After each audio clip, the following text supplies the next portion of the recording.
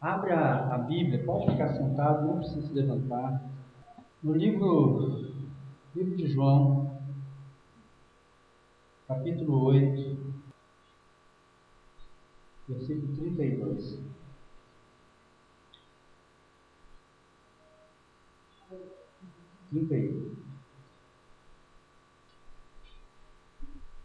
Então Jesus disse para os que creram nele. Acharam? A partir do versículo 31. Então Jesus disse para os que creram nele: se vocês continuarem a obedecer aos meus ensinamentos, serão de fato meus discípulos e conhecerão a verdade, e a verdade os libertará. Amém? Só até aí. Eu quero trazer essa noite, como eu anunciei no domingo passado, falar um pouquinho sobre os quatro hábitos dos crentes, ou os quatro hábitos do crente. Quatro hábitos que todo crente deveria ter. E quando eu digo crente, estou dizendo mesmo o cristão. Estou falando do indivíduo que aceitou Jesus como seu Salvador. Estou falando do indivíduo que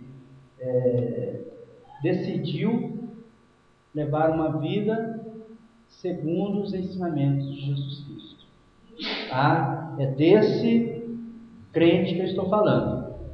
Porque eu sei que crente até o diabo é. A palavra diz que até o diabo é crente. E com uma diferença de muitos cristãos. Porque eles tremem diante do poder de Deus. Enquanto que muitos que se dizem cristãos não tremem diante do Senhor. Tem nem temor. Temem o demônio. Temem o diabo. Tem medo do capeta. Tem medo de Satanás. Tem medo de macumba que pela. Mas não tem medo de Deus. Quando, eu já falei várias vezes, nós deveríamos, se tiver que ter medo de alguma coisa, ter medo do que Deus pode fazer com cada um de nós. Porque Ele que pode dar a vida, Ele que pode tirar a vida. É Ele que, inclusive, permite se Satanás vai tocar ou não na sua vida. É Ele que permite dar a vida, Ele que pode tirar a vida. É Ele que, inclusive, permite se Satanás vai tocar ou não na sua vida. É Ele que permite. Entendeu? Satanás não vem tocando, não. A única coisa que dá autoridade, ou nós chamamos de legalidade para Satanás, é o pecado. Então, quando nós pecamos, quando eu peco, quando você peca, quando nós cometemos, nós damos brecha, nós damos abertura para que Satanás venha agir na nossa vida. Então, legalidade. Aí ele pode até questionar. Mas ainda assim, se no momento ali, qualquer um tiver um arrependimento imediato, está fechado, é vedado a ele qualquer atitude, qualquer ação contra a sua vida, contra a minha vida. Existe um caso, inclusive, de uma pessoa que expulsava, trabalhava com libertação, expulsando o demônio e tal. E aí, esse indivíduo acabou se envolvendo num pecado até grave. E determinado dia ele estava lá na igreja, expulsando um demônio. Aí esses demônios que gostam de conversar, que tem uns que são as gracinhas, tem uns que eles vêm mudos e saem calados, Mas tem uns que gostam de conversar, entendeu? Então, se pastor e alguém deixar, aí vira festa. Aí esse era conversador, ele gostava de conversar e gostava também de insultar, desafiar aquele que estava expulsando. Aí estava lá, expulsa daqui, expulsa dali, ele não saía. De repente ele abriu a boca e falou assim, eu não saio, não vou sair, não tem ninguém aqui com autoridade para me mandar eu sair. Aí esse indivíduo, esse presbítero, que era o líder ali de libertação. Mas assim, por quê? Quem não tem autoridade? Eu tenho autoridade sim para te expulsar. Ele falou, você não tem não. Você não tem não porque ontem à noite você estava fazendo isso. E falou logo, né? Se fosse um outro um Zé Mané, simplesmente ia deixar o inimigo sair vitorioso. Mas esse indivíduo que sabia o que é o poder do perdão, o poder da confissão, na mesma hora ele virou para você: você tem razão, Senhor, eu confesso esse pecado agora, eu estava errado ontem, te peço perdão e agora sai no nome de Jesus.